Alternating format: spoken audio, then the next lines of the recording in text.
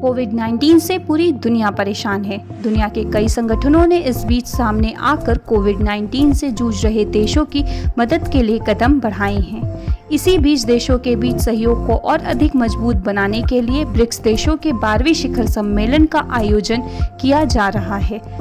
BRICS देशों के बीच आयोजित होने जा रहा यह सम्मेलन 12वां शिखर सम्मेलन है, जो कि वीडियो कॉन्फ्रेंस के जरिए 17 नवंबर 2020 को आयोजित किया जाएगा। इससे पहले 12वां ब्रिक्स सम्मेलन मई में आयोजित होना था। हालांकि कोरोना महामारी के चलते इस सम्मेलन को रद्द कर दिया गया था। 17 नवंबर को होने वाला साल 2020 का ब्रिक्स शिखर सम्मेलन रूस की अध्यक्षता में आयोजित किया जाएगा। रूस में आयोजित हो रहे साल 2020 के ब्रिक्स शिखर सम्मेलन की थीम वैश्विक स्थिरता, साझा सुरक्षा और अभिनव विकास के लिए ब्रिक्स भागीदारी यानी BRICS partnership for global stability, shared security and innovative growth है। इस सम्मेलन में ब्रिक्स देश यानी ब्राजील, रूस, भारत, चीन और दक्षिण अफ्रीका के राष्ट्र प्रमुख हिस्सा लेंगे। इस बैठक में सबकी निगाहें भारत और चीन पर होंगी, क्योंकि दोनों ही देशों के हालिया रिश्ते बेहद ही नाजुक स्थिति में हैं। देखना ये होगा कि इस मंच से दोनों देश कैसे एक दूसरे का आमना सामना करते हैं। कई जानकारों का मानना है कि इस दौरान भारत चीन के साथ बढ़ते तनाव को लेकर कुछ अहम कदम उठा सकता है।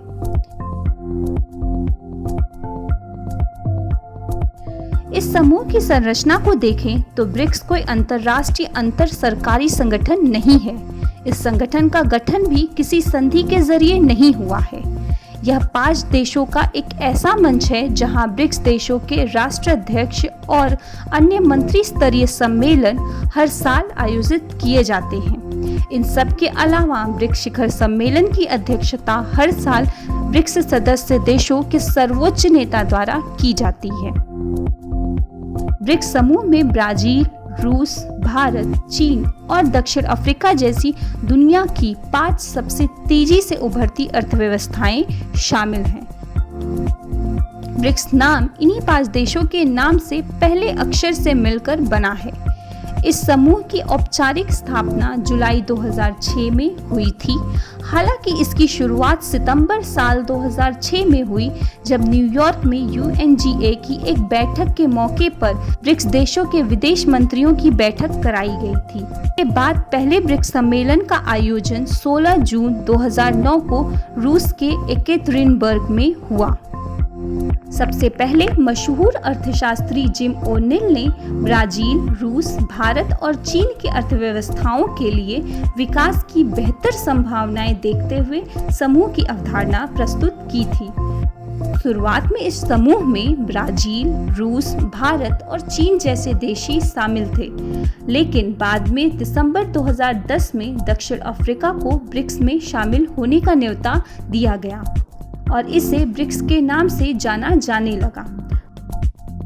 मौजूदा समय में इन 5 देशों की अर्थव्यवस्था की दुनिया की कुल जनसंख्या में 42% की हिस्सेदारी है। वैश्विक GDP में भी ये देश 23% का योगदान रखते हैं। इसके अलावा वैश्विक व्यापार में भी करीब इन देशों की 17% हिस्सेदारी है। ब्रिक्स कई क्षेत्रों में काम कर रहा है। इनमें आर्थिक सहयोग सबसे महत्वपूर्ण है। ब्रिक्स का मकसद है लंबे दिन तक चलने वाले और न्यायपूर्ण विकास के लिए ब्रिक्स देशों के अलावा दुनिया के और भी देशों से सहयोग को बड़े स्तर पर बढ़ाना है। ब्रिक्स समूह के मकसदों में यह बात भी शामिल है कि इसके प्रत्येक सदस्य की आर्थिक स्थिति और विकास में बेहतरी होती रहे। इसके अलावा ब्रिक्स देशों में पीपल टू पीपल एक्सचेंज कार्यक्रम के तहत संस्कृति, खेल, शिक्षा और फिल्म जैसे क्षेत्रों में सहयोग को बढ़ावा देने की जरूरतों को समझा है। साथ ब्रिक्स राजनीतिक और सुरक्षा सहयोग के लिए भी काम कर रहा है। साल 2014 ब्रिक्स समूह के बेहतरी के लिहाज से काफी क्रांतिकारी रहा है।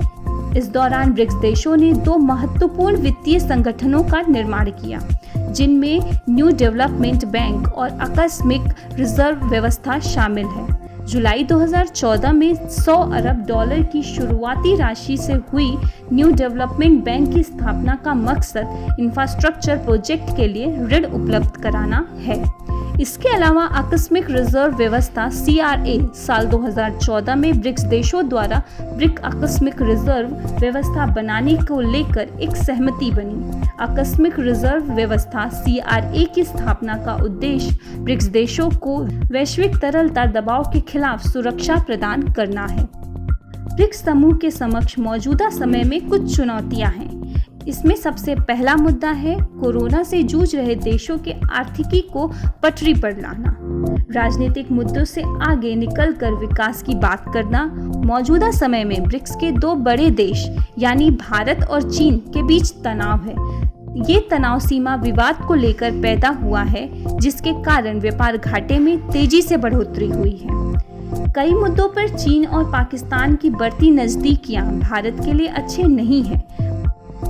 ब्रिक्स का औपचारिक स्वरूप को लेकर भी काफी दुविधा है। ब्रिक्स के औपचारिक स्वरूप और इसके सचिवालय जैसे मुद्दों पर इसके सदस्य देश एक मत नहीं हो पा रहे हैं। इन सब के अलावा इस समूह में नए सदस्यों को कैसे और कब जोड़ा जाए, इस मामले पर भी कोई विचार नहीं है। ऐसा इसलिए भी क्योंकि अलग अलग देशों में शासन की अलग अलग प्रणाली होने की वजह से इसके सदस्य देश एक मत नहीं हो पा रहे हैं। एक ओर जहां भारत, ब्राजील और दक्षिण अफ्रीका जैसे देशों में मजबूत लोकतांत्रिक व्यवस्था है, तो वहीं पर चीन में साम्यवादी शासन है। इन सब मुश्किलों से जूझ रहे इस समूह की डगर कैसी होगी, यह आगे भविष्य में देखना दिलचस्प होगा। टीम करंट कोश,